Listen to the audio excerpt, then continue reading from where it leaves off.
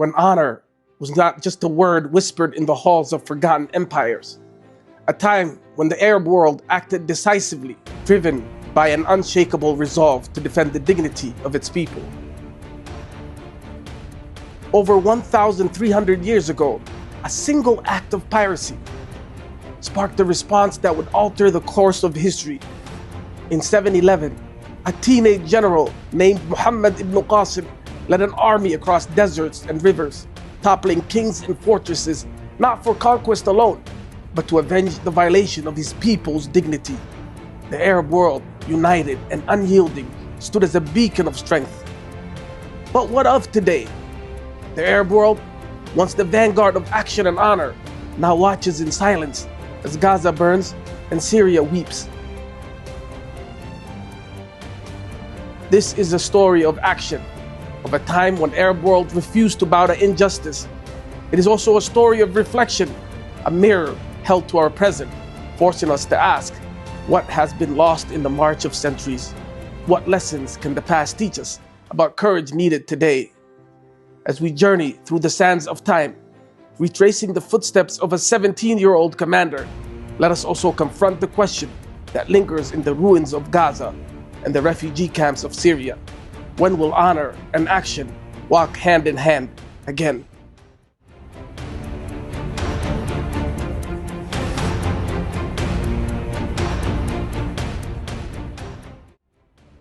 The year is 711. The Arabian Sea, a highway of trade and culture, brims with opportunity. Yet beneath its shimmering waves lies tensions.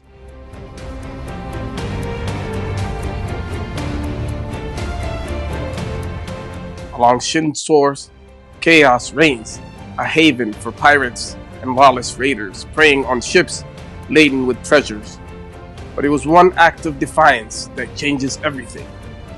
Arab ships raided, their passengers enslaved, among them Muslim women and children, a violation too great to ignore.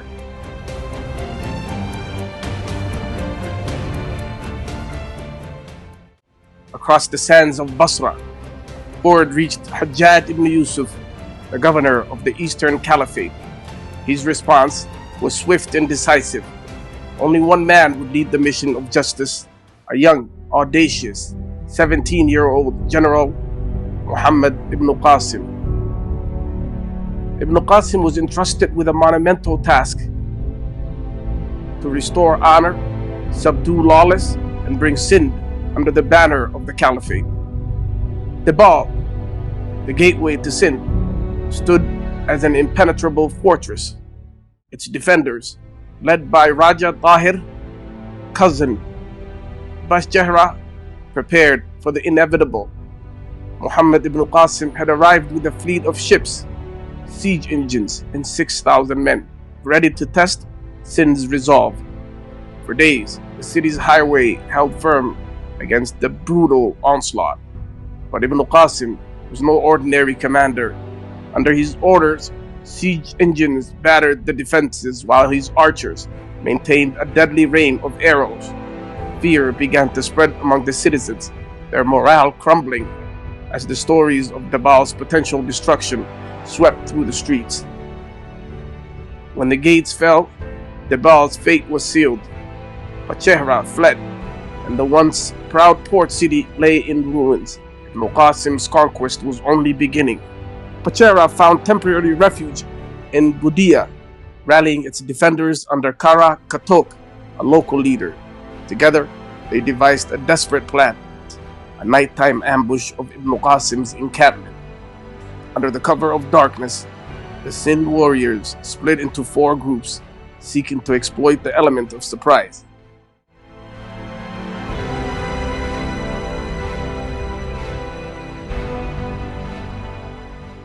The coordination failed. Some groups lost their way in the woods, while others were discovered by Ibn Qasim's vigilant sentries. The ambush dissolved into chaos. Karakatok fled, and Bashjahra's forces scattered into the night. Budia, like Debal, succumbed to the relentless advance. With Budia behind him, Ibn Qasim faced his greatest obstacle yet, the Indus River, a natural barrier in the lifeblood of Sindh. Its crossing would require ingenuity and determination. But Ibn Qasim was not alone. Makka Basale, a local chieftain loyal to the caliphate, provided the means.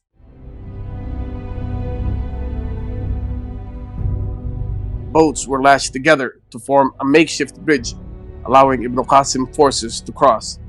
Raja Tahir, now fully aware of the threat, prepared his army for the confrontation of a lifetime.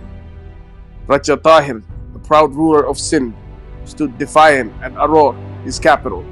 Behind him, thousands of warriors and the fearsome war elephants that symbolized Sindh's might.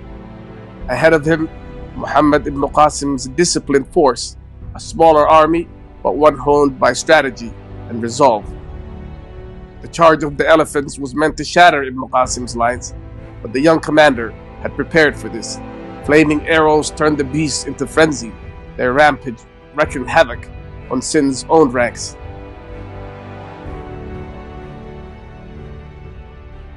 Raja Tahir fought valiantly, refusing to retreat even as the tide turned. But his bravery was not enough. Surrounded and outmatched, Tahir fell on the battlefield, his dream of Sindh's independence extinguished. With Tahir's fall, Sindh's resistance collapsed.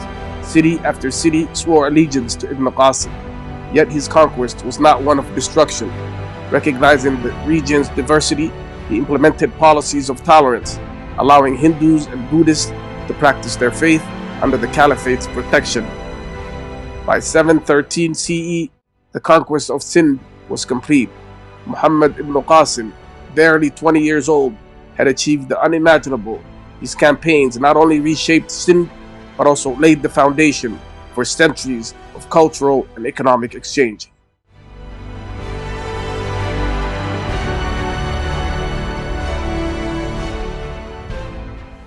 From the sands of Sindh to the vibrant heart of modern Pakistan, the story of Muhammad ibn Qasim is not just a tale of conquest, it is a legacy of resilience, honor, and unity. It is a testament to the spirit of people who, throughout history, have stood strong against adversity and have built their identity on the foundations of courage and principle. Today, Pakistan carries that legacy forward. It is a land of rich culture, boundless potential, and people who continue to inspire the world with their strength and determination. The legacy of Muhammad ibn Qasim lives on, not as a relic of history, but as a beacon of hope for Pakistan and its people. It reminds us all, the spirit of Sindh endures,